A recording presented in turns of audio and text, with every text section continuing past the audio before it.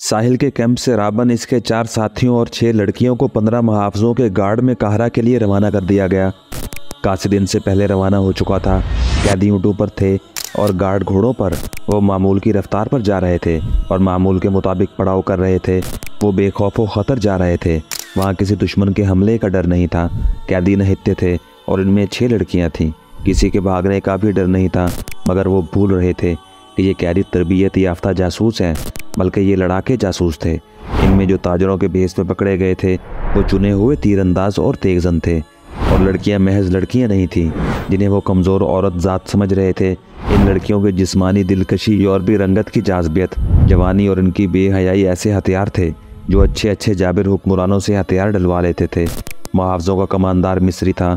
इसने देखा कि इन 6 में से एक लड़की इसकी तरफ देखती रहती है, और जब इसे देखता है तो लड़की के होंठों पर मुस्कुराहट आ जाती है। ये मुस्कुराहट इस मिस्री को मोम कर रही थी। शाम के वक्त इन्होंने पहला पड़ाव किया तो सबको खाना दिया गया। इस लड़की ने खाना न खाया। कमानदार को बताया गया तो इसने लड़की के साथ बात की। लड़की इसकी ज़बान बोलती और समझती थी। लड़की के आंसू निकल आए। इसने कहा कि वो इसके साथ अलहदगी में बात करना चाहती है।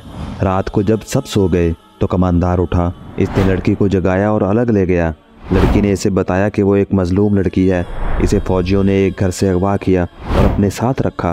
फिर इसे जहाज़ में अपने साथ लाए, जहां वो एक अफसर की दाश्ता बनी रही। दूसरी लड़कियों के मुतालिक इसने बताया कि इनके साथ इसकी मुलाकात जहाज़ में हुई थी। इन्हें भी अगवा करके लाया गया था। अचानक जहाज़ पर आग बरसने लगी और जहाज़ जलने लगा। इन लड़कियों को एक कश्ती में बिठाकर समंदर में डाल दिया गया। कश्ती इन्हें इस साहिल पर ले आई जहाँ इन्हें जासूस समझकर कैद में डाल दिया गया। ये वही कहानी थी जो ताजरों के भेस में जासूसों ने इन लड़कियों के मुतालिक सलाहुद्दीन अयूबी को सुनाई थी। मिस्री गार्ड कमानदार को मालूम नहीं था। वो ये कहानी पहली बार सुन रहा था। इसे तो हुक्म मिला था कि ये ख़तरनाक जासूस हैं, इन्हें काहरा ले जाकर सुल्तान के खुफिया महकमे के हवाले करना है। इस हुक्म के पेश नज़र वो इन लड़कियों की या इस लड़की की कोई मदद नहीं कर सकता था। इसने इस लड़की को अपनी मजबूरी बता दी। इसे मालूम नहीं था कि लड़की की तरकश में अभी बहुत से तीर बाकी हैं। लड़की ने कहा, मैं तुमसे कोई मदद नहीं मांगती। तुम अगर मेरी मदद करोगे तो मैं तुम्हें रोक दूंगी, क्योंकि तुम मुझे इतने अच्छे लगते हो कि मैं अपनी खातिर तुम्हें किसी मुसीबत में नहीं डालना चाहती। मेरा कोई गमख्वार नहीं है। मैं इन लड़कियों को बिल्कुल नहीं जानती और इन आदमियों को भी नहीं जानती। तुम मुझे रहम दिल भी लगते हो और मेरे दिल को भी अच्छे लगते हो, इसलिए तुम्हें ये बातें बता रही हूँ। इतनी खूबसूरत लड़की के मुंह से इस किस्म की बातें सुनकर कौन सा मर्द अपने आप में रह सकता है। ये लड़की मजबूर भी थी। रात की तन्हाई भी थी। मिस्र की मर्दानगी पिघलने लगी। इसने लड़की के साथ दोस्ताना बातें शुरू कर दी। लड़की ने एक और तीर चलाया और सलाहुद्दीन अयूबी के किरदार पर जहर उगलने लगी। इसने कहा, मैंने तुम्हारे गवर्नर सलाहुद्दीन अयूबी को अपनी मजलूमियत की ये कहानी सुनाई थी। मुझे उम्मीद थी कि वो मेरे हाल पर रहम करेगा, मगर इसने मुझे अपने खेमे में रख लिया और शराब पीकर मेरे साथ बदकारी करता रहा। इस वहशी ने मेरा जिस्म तोड़ दिया है। शराब पीकर वो इतना वहशी बन जाता है कि इसमें इंसानियत ही नहीं रहती। मिस्री का खून खौलने लगा। इसने बिदक कर कहा, हमें कहा गया था कि सलाहुद्दीन अयूबी मोमिन है, फरिश्ता है, शराब और औरत से नफरत करता है। मुझे अब इसके पास ले जाया जा रहा है। लड़की ने कहा, अगर तुम्हें यकीन न आए तो रात को देख लेना कि मैं कहाँ आऊँगी। वो मुझे कैद खाने में नहीं डालेगा, अपने हरम में रख लेगा। मुझे इस आदमी से डर आता है। इस किस्म की बहुत सी बातों से लड़की ने इस मिस्री के दिल में सलाहुद्दीन अयूबी के खिलाफ नफरत पैदा कर दी और वह पूरी तरह मिस्री पर छा गई। इसके दिल और दिमाग पर कब्जा कर लिया। मिस्री को मालूम नहीं था कि यही इन लड़कियों का हथियार है। लड़की ने आखिर में इसे कहा, अगर तुम मुझे इस जलील ज़िंदगी से निजात दिला दो तो मैं हमेशा के लिए तुम्हारी हो जाऊंगी और मेरा बाप तुम्हें सोने की अशरफियों से माला माल कर देगा। इसने इसका तरीका बताया, मेरे साथ समंदर पार भाग चलो, कश्तियों की कमी नहीं। मेरा बाप बहुत अमीर आदमी है। मैं तुम्हारे साथ शादी कर लूँगी और मेरा बाप तुम्हें निहायत अच्छा मकान और बहुत सी दौलत देगा। तुम तिजारत कर सकोगे। मिस्री को ये याद रह गया था कि वो मुसलमान है। इसने कहा कि वो अपना मज़हब तर्क नहीं कर सकता। लड़की ने ज़रा सोचकर कहा, मैं तुम्हारे लिए अपना मज़हब छोड़ दूँगी। इसके बाद वो दोनों फ़रार और शादी का प्रोग्राम बनाने लगे। लड़की ने इसे कहा, मैं तुम पर जोर नहीं देती, अच्छी तरह सोच लो। मैं सिर्फ जानना चाहती हूँ कि मेरे दिल में तुम्हारी जो मोहब्बत पैदा हो गई है, इतनी तुम्हारे दिल में भी पैदा हुई है या नहीं। अगर तुम मुझे कबूल करने पर आमादा हो सकते हो तो सोच लो और कोशिश करो कि काहरा तक हमारा सफ़र लंबा हो जाए। हमें एक बार वहाँ पहुँच गए तो फिर तुम मेरी बू भी नहीं सूंघ सकोगे। लड़की का मकसद सिर्फ इतना था कि सफ़र लंबा हो जाए और 3 दिनों की बजाय 6 दिन रास्ते में ही गुजर जाए। इसकी वजह यह थी कि रावण और इसके साथी फरार की तरकीबें सोच रहे थे और वह इस कोशिश में थे कि रात को सोए हुए मुहावजों के हथियार उठाकर इन्हें कत्ल किया जाए, जो नामुमकिन सा काम था, या उनके घोड़े चुरा कर भागा जाए। अभी तो पहला ही पड़ाव था।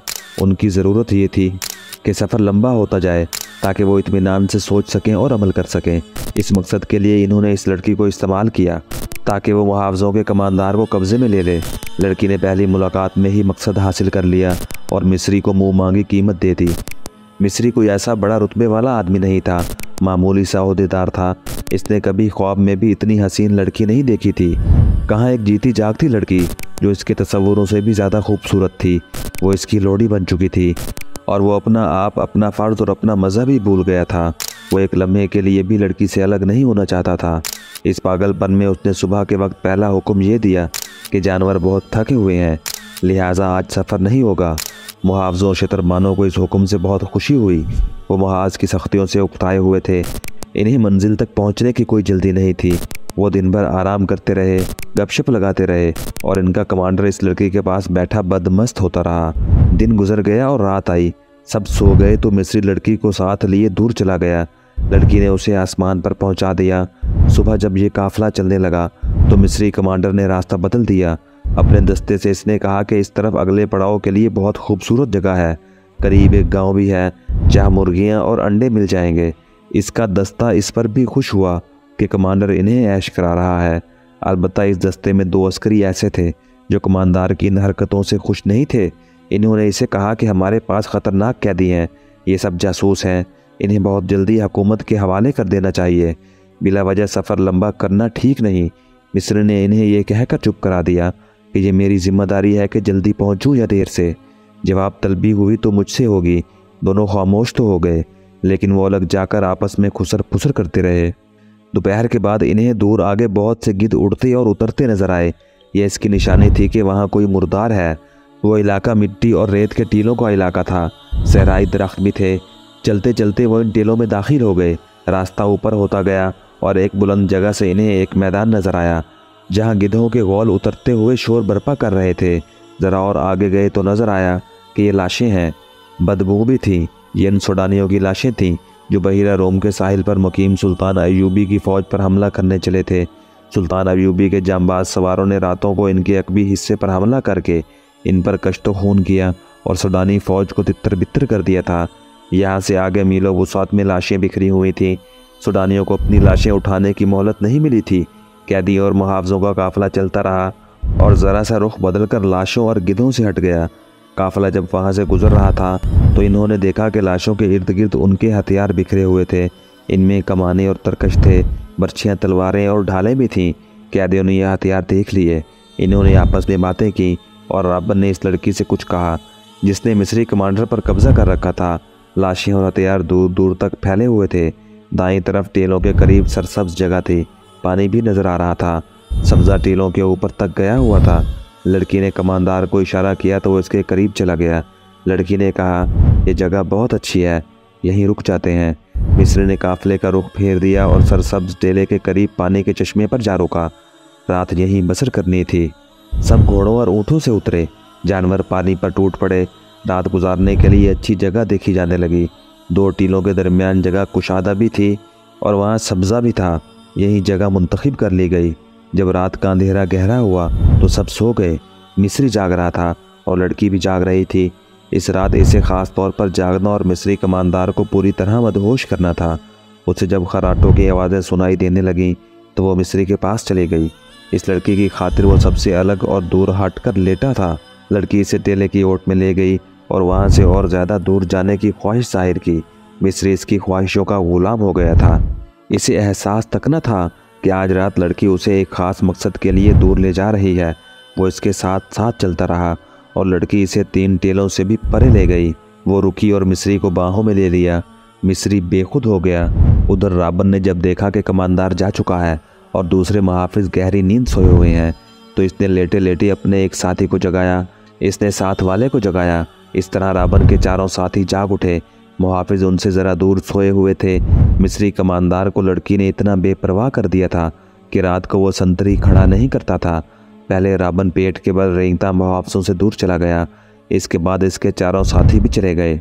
टेले की ऊँट में होकर वो तेज तेज चलने लगे और लाशों तक पहुँच गए। टटोल टटोल कर इन्होंने 3 कमाने और तरकश उठाए और एक एक बर्छी उठा ली। इसी मकसद के लिए इन्होंने लड़की से कहा था कि वो कमांडर से कहे कि यहाँ पड़ाव किया जाए। वो हथियार लेकर वापस हुए। अब वो इकट्ठे थे। वो सोए हुए मुहाफिजों के करीब जा खड़े हुए। रावण ने एक मुहाफिज के सीने में बर्छी मारने के लिए बर्छी ज़रा ऊपर उठाई। बाकी 4 भी एक एक मुहाफिज के सर पर खड़े थे। ये निहायत कामयाब चाल थी। वो बैक वक्त 4 मुहाफिजों को ख़त्म कर सकते थे और बाकी 11 के संभलने तक इन्हें भी ख़त्म करना मुश्किल नहीं था। पीछे 3 शतरबान थे और मिस्री कमांडर। वो आसान शिकार थे। रावण ने जो ही बर्छी ऊपर उठाई, जन्नाटा सुनाई दिया और एक तीर रावण के सीने में उतर गया। इनके 3 साथी अभी देख ही रहे थे कि ये क्या हुआ है। 2 और तीर आए और 2 कैदी ऊंधे हो गए। आखिरी कैदी भागने के लिए पीछे को मुड़ा तो एक तीर इसके पहलू में उतर गया। ये काम इतनी खामोशी से हो गया कि इन मुहाफिजों में किसी की आंख ही ना खुली, जिनके सरों पर मौतान खड़ी हुई थी। तीरंदाज आगे आए और इन्होंने मशालें रोशन की। ये वही 2 मुहाफिज थे जिन्होंने अपने कमांडर से कहा था कि इन्हें मंजिल पर जल्दी पहुंचना चाहिए। ये दयानतदार थे। वो सोए हुए थे। जब चारों कैदी इनके करीब से गुजरे तो उनमें से एक की आँख खुल गई थी। इसने अपने साथी को जगाया और कैदियों का ताक़ुब दबे पाँव किया। इन्होंने ये इरादा किया था कि अगर कैदियों ने भागने की कोशिश की तो इन्हें तीरों से ख़त्म कर देंगे, मगर इससे पहले वो देखना चाहते थे कि ये करते क्या हैं। अंधेरे में इन्हें कुछ नज़र आता रहा। वो देखते रहे। कैदी हथियार उठाकर वापस आए तो दोनों मुहाफिज आकर टेले के साथ छुप कर बैठ गए। जो ही कैदियों ने मुहाफिजों को बर्छियाँ मारने के लिए बर्छियाँ उठाईं, इन्होंने तीर चला दिए। फिर चारों को ख़त्म कर दिया। इन्होंने अपने कमानदार को आवाज़ दी तो इसे लापता पाया। इस आवाज़ से लड़कियां जाग उठीं और बाकी मुहाफिज भी जागे। लड़कियों ने अपने आदमियों की लाशें देखीं। हर एक लाश में एक तीर उतरा हुआ था। लड़कियां खामोशी से लाशों को देखती रहीं। इन्हें मालूम था कि ये आदमी आज रात क्या करेंगे। मिस्री कमांडर वहाँ नहीं था और एक लड़की भी गायब थी। मुहाफिजों को मालूम नहीं था कि जब इन कैदी जासूसों के सीने में तीर दाखिल हुए थे, बिल्कुल इसी वक्त उनके मिस्री कमांडर की पीठ में एक खंजर उतर गया था। इसकी लाश तीसरे टेले के साथ पड़ी थी। इस रात सहरा की रेत खून की प्यासी मालूम होती थी। मिस्री कमांडर अपने मुहाफिज दस्ते और कैदियों से बेखबर इस लड़की के साथ चला गया और लड़की इसे खासा दूर ले गई थी। इसे मालूम था कि इसके साथी एक खूनी ड्रामा खेलेंगे। लड़की मिस्री को एक टेले के साथ लेकर बैठ गई। इसी टेले से ज़रा दूर बालियान और इसके 6 मुहाफिजों ने पड़ाव डाल रखा था। उनके साथ 7वीं जासूस लड़की मूबी भी थी। उनके घोड़े कुछ दूर बंधे हुए थे। बालियान मूबी को साथ लिए टेले की तरफ आ गया। इसके हाथ में शराब की बोतल थी। मूबी ने नीचे बिछाने के लिए दरी उठा रखी थी। बालियान मुहाफिजों से दूर जाकर ऐशो इशरत करना चाहता था। इसने दरी बिछा दी और मूबी को अपने साथ बिठा लिया। वो बैठे ही थे कि रात की सकूत में करीब से इन्हें किसी की बातों की आवाज़ सुनाई दी। वो चौंके और दम साध कर सुनने लगे। आवाज़ किसी लड़की की थी। बालियान और मूबी दबे पांव इस तरफ आए और टेले की ऊँट से देखा। इन्हें 2 साए बैठे हुए नजर आए। साफ पता चलता था कि एक औरत है और एक मर्द। मूबी और ज़्यादा करीब हो गई और गौर से बातें सुनने लगी। मिस्री कमांडर के साथ इस लड़की ने ऐसी वाज़ेह बातें की कि मूबी को यकीन हो गया कि ये इसी की साथी है और ये भी वाज़ेह हो गया कि इसे काहिरा ले जाया जा रहा है। मिस्री ने जो हरकतें और बातें की वो तो बिल्कुल ही साफ थीं। किसी शक की गुंजाइश नहीं थी कि मूबी जान गई कि ये मिस्री इस लड़की को इसकी मजबूरी के आलम में अयाशी का ज़रिया बना रहा है। मूबी ने यह बिल्कुल ना सोचा कि इर्द गिर्द कोई और भी होगा और इसने जो इरादा किया है इसका नतीजा क्या होगा। इसने पीछे हटकर बालियान के कान में कहा, ये मिस्री है और ये मेरे साथ की एक लड़की के साथ ऐश कर रहा है। इस लड़की को बचा लो। ये मिस्री तुम्हारा दुश्मन है और लड़की तुम्हारी दोस्त। इसने बालियान को और ज़्यादा भड़काने के लिए कहा, यह बड़ी खूबसूरत लड़की है, इसे बचा लो और अपने सफरी हरम में इजाफा कर लो। बालियान शराब पिए हुए था। इसने कमरबंद से खंजर निकाला और बहुत तेज़ी से आगे बढ़कर खंजर मिस्री कमांडर की पीठ में घूम दिया। खंजर निकालकर इस तेज़ी से एक और वार किया। लड़की मिस्री से आज़ाद होकर उठ खड़ी हुई। मूबी ने दूर से उसे आवाज़ दी। वो दौड़कर मूबी से लिपट गई। मूबी ने इससे पूछा कि दूसरी कहाँ है। इसने रावण और दूसरे साथियों के मुतालिक भी बताया और ये भी कि वो 15 मुहाफिजों के पहरे में है। बालियान दौड़ता गया और अपने 6 साथियों को बुला लाया। उनके पास कमाने और दूसरे हथियार थे। इतने में कैदियों के मुहावजों में से एक अपने मिस्री कमांडर को आवाज़ें देता इधर आया। बालियान के एक साथी ने तीर चलाया और इस मुहाफिज को ख़त्म कर दिया। वो लड़की इन्हें अपनी जगह ले जाने के लिए आगे आगे चल पड़ी। बालियान को आखिरी टेले के पीछे रोशनी नजर आई। इसने टेले की ओट में जाकर देखा, वहाँ बड़ी बड़ी 2 मशालें जल रही थीं। बालियान अपने साथियों के साथ अंधेरे में था। इस रोशनी में 5 लड़कियां अलग खड़ी नजर आ रही थीं और मुहाफिज भी दिखाई दे रहे थे। इनके दरमियान 5 लाशें पड़ी थीं जिनमें तीर उतरे हुए थे। मूबी और दूसरी लड़की की सिसकियां निकलने लगीं। मूबी के उकसाने पर बालियान ने अपने साथियों से कहा कि ये तुम्हारा शिकार है, तीरों से ख़त्म कर दो। इनकी तादाद अब 14 थी। उनकी बदकिस्मती थी कि वो रोशनी में थे। बालियान के साथियों ने कमानों में तीर डाले। तमाम तीर एक ही बार कमानों से निकले। दूसरे ही लम्हे कमानों में 6 और तीर आ चुके थे। एक ही बार कैदियों के 6 मुहाफिज ख़त्म हो गए। बाकी अभी समझ ही ना सके थे कि ये तीर कहाँ से आए हैं। 6 और तीरों ने 6 और मुहाफिजों को गिरा दिया। बाकी 2 रह गए। उनमें से एक अंधेरे में गायब हो गया, दूसरा ज़रा सुस्त निकला। वो भी सूडानियों के बैक वक्त तीरों का शिकार हो गया। 3 शतरबान रह गए थे जो सामने नहीं थे। वो अंधेरे में कहीं इधर उधर हो गए। मशालों की रोशनी में अब लाशें ही लाशें नजर आ रही थी। हर लाश एक एक तीर लिए हुए थी। वो भी दौड़कर लड़कियों से मिली। इतने में इन्हें एक घोड़े के सर पर दौड़ने की आवाज़ सुनाई दी जो दूर निकल गया। बालियान ने कहा, यहाँ रुकना ठीक नहीं, इनमें एक बचकर निकल गया है। वो कहरा की सिमत गया है, फ़ौरन यहाँ से निकलो। इन्होंने मुहाफिजों के घोड़े खोले और अपनी जगह गए। वहाँ जाकर देखा कि एक घोड़ा बमा जीन गायब था। इसे बचकर निकल जाने वाला मुहाफिज ले गया था। वो अपने घोड़ों तक नहीं पहुँच सकता था। छुपकर उधर चला गया जहाँ इसे 8 घोड़े बंधे नजर आए। जीनें पास ही पड़ी थीं। इसने एक घोड़े पर जीन कसी और भाग निकला।